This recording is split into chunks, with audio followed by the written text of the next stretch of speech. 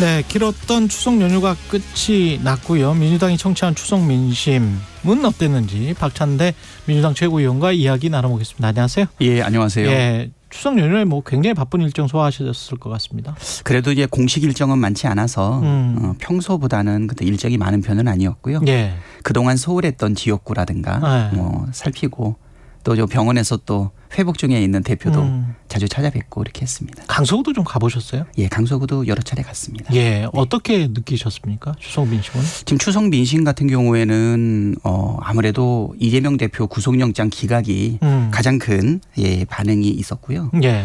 아무래도 뭐 언론이라든가 검찰을 통해 가지고 계속 피의 사실이 유포되고 예. 공무상 비밀도 계속 누설되지 않았습니까?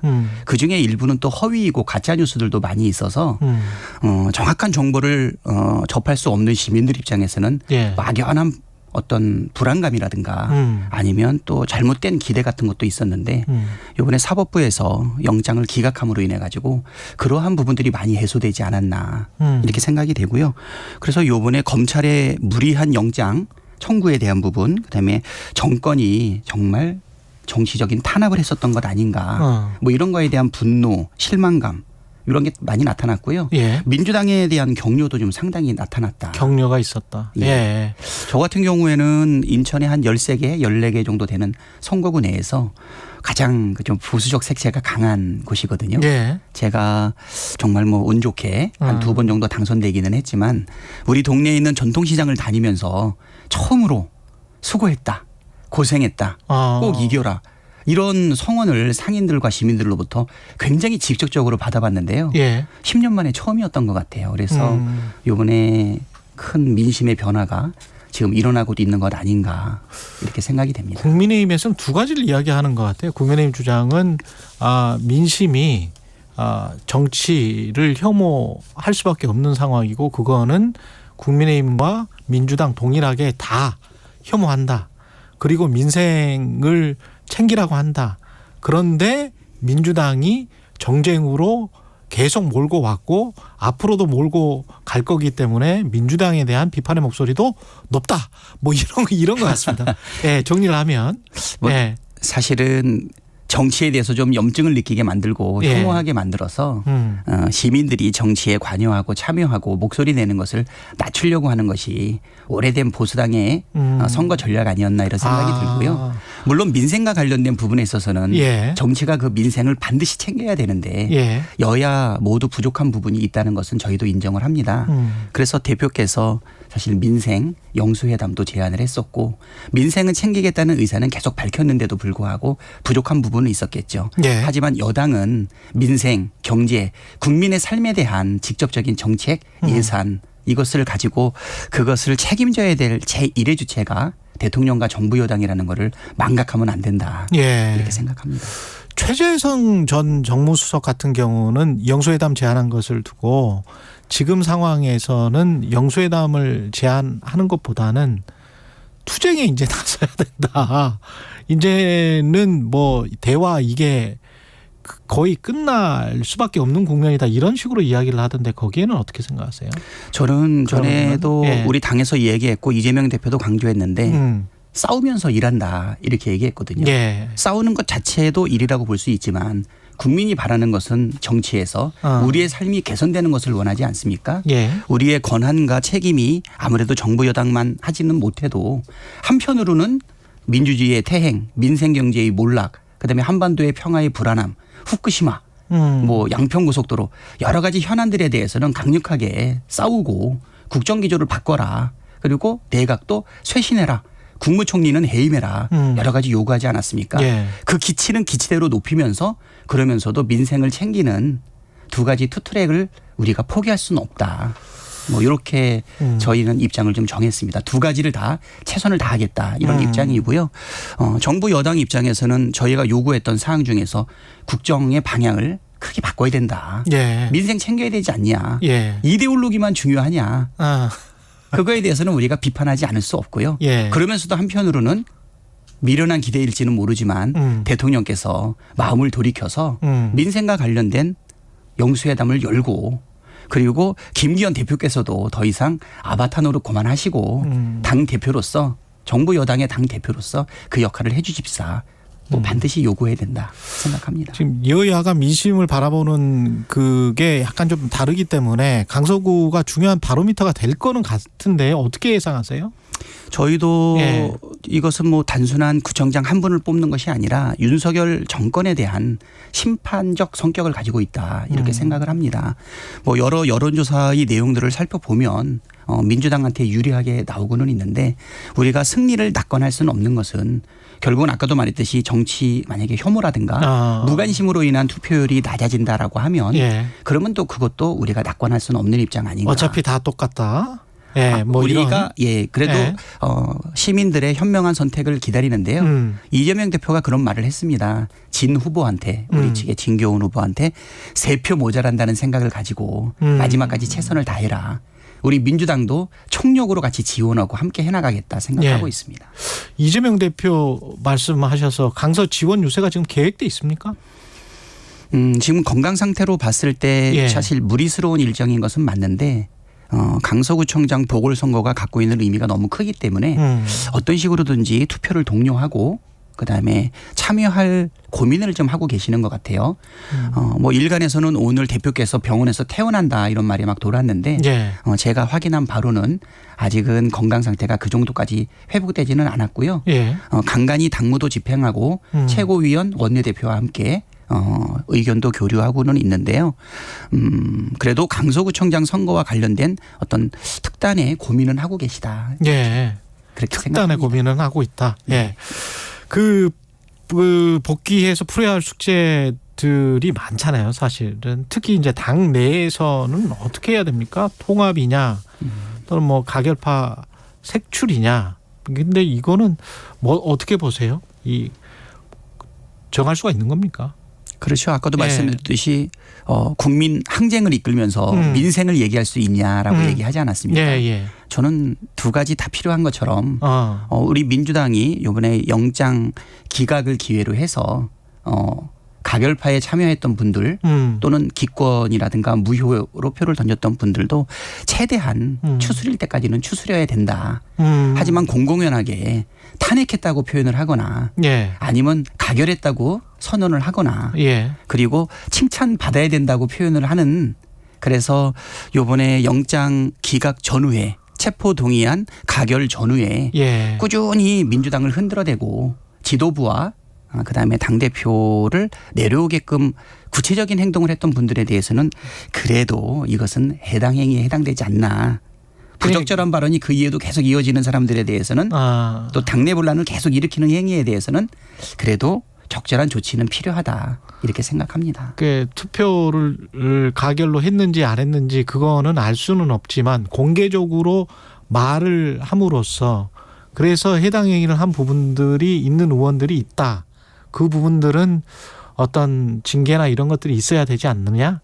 뭐 이런 말씀이신 것 같네요.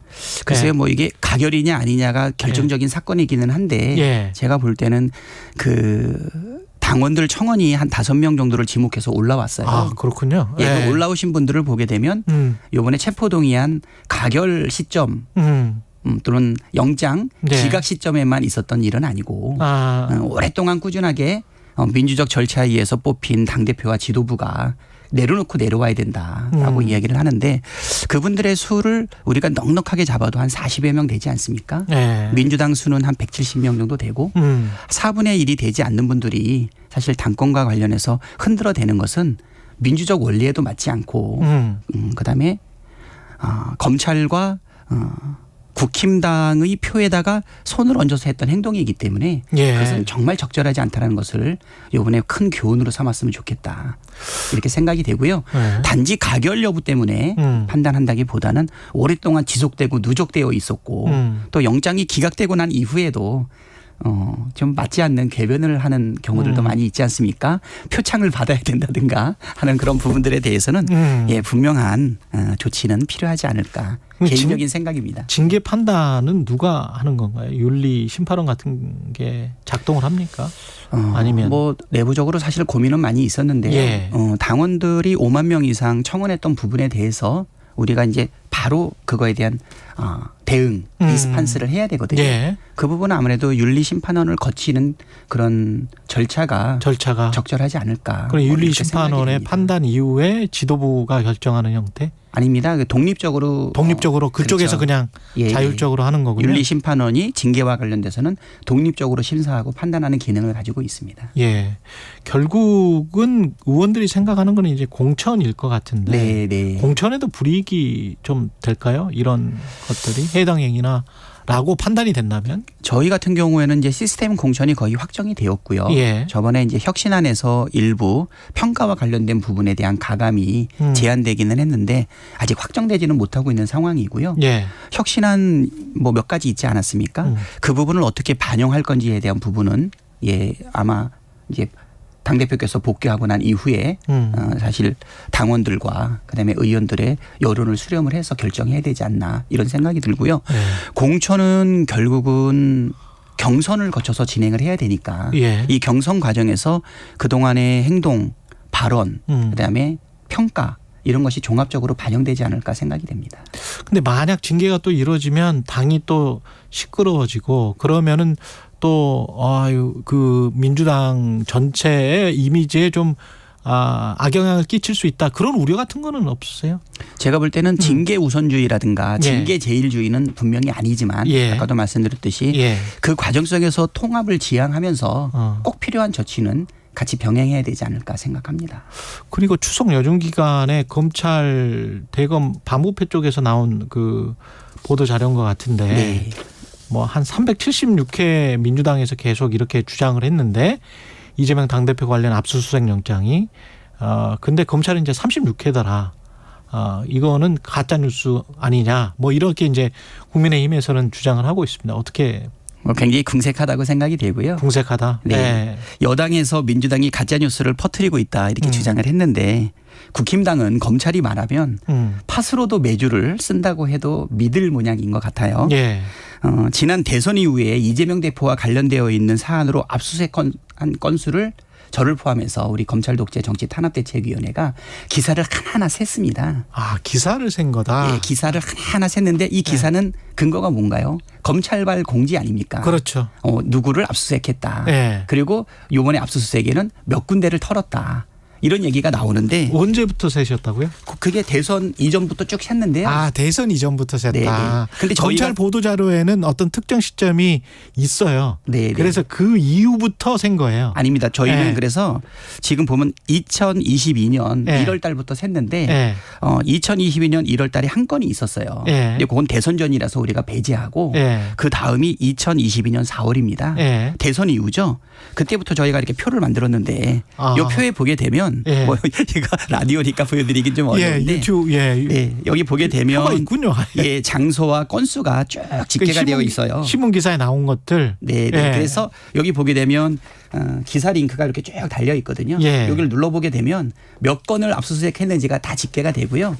대선 이후에 우리가 9월 8일까지 센 숫자가 377건이고 그중에 한 건이 아까 말했듯이 22년 1월 달에 그거 빼고 376건이다. 그렇죠. 377건 중에 대선 전에 한 건이 있어서 그거 빼면 376건입니다. 이거는 뭐 분명하고요. 그래서 저는 36회라 그래가지고 가운데 7자가 혹시 휘발됐나 이런 생각도 좀 들고 그래서 내가 볼 때는 이 발언을 제가 처음 한 게 아니에요. 최고위원 들어갈 때마다 다른 분들도 많이 하셨어요. 제가 항상 제일 먼저 했죠. 왜냐하면 이 세는 주체가 저였기 때문에. 그렇구나. 224대 0 이거 기억나시죠? 224대 0이 뭐냐면 그렇죠. 대통령 본인과 그다음에 부인 그다음에 장모에 대한 압수수색은 몇 번이나 있었냐. 빵이었다. 그래서 224대 0 그다음에 332대 0 376대 0 저희가 계속 세고 있거든요. 그리고 이 발언을 제가 기억하는 거는 최고위원 발언이라든가 기자회견에서 10회 이상 이야기를 했는데 아무런 얘기가 없다가 이번에 이제 영장이 기각되고 난 이후에 무리한 영장 청구였다.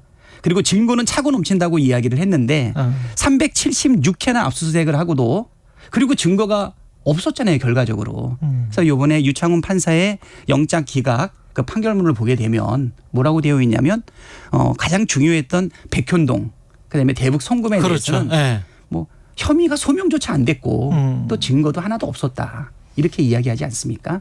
그래서 한동훈 법무부 장관이 국회에 와서 체포 동의안 그거에 대한 제안 설명을 할 때 증거는 차고도 넘치고 예. 그다음에 엄청나게 한 20-30분 동안 말씀을 나눴거든요. 그렇죠. 사실 그거 부적절한 행동입니다.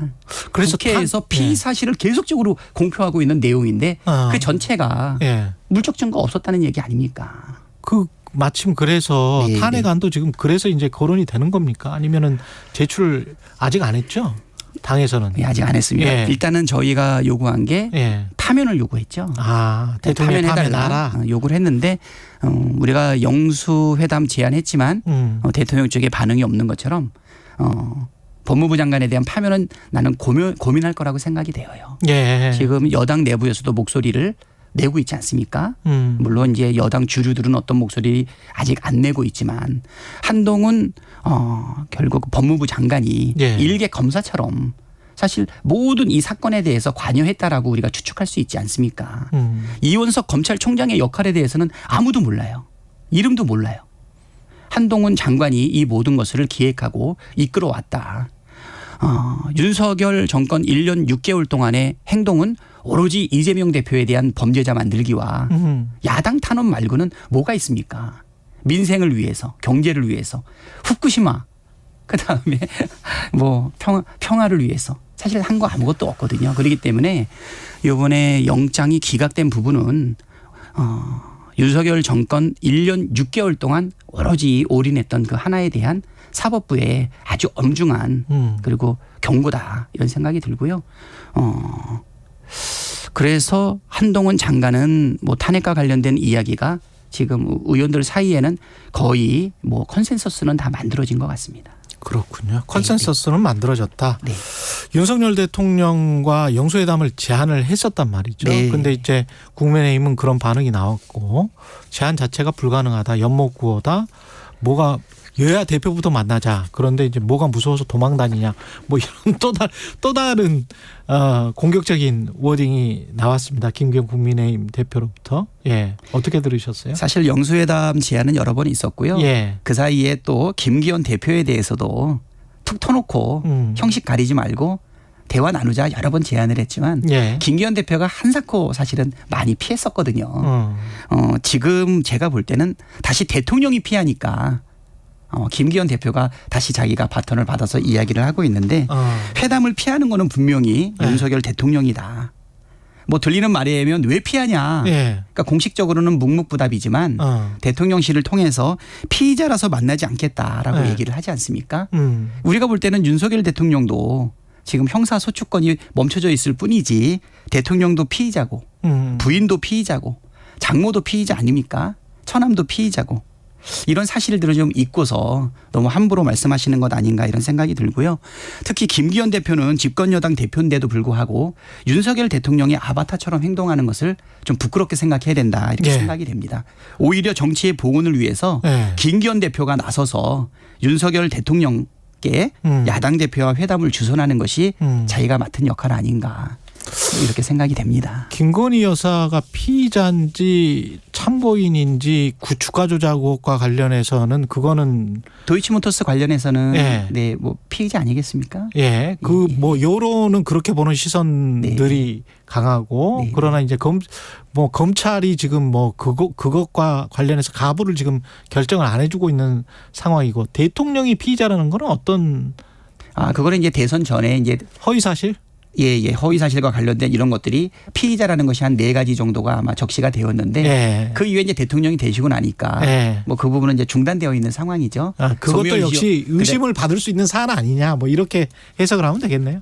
네.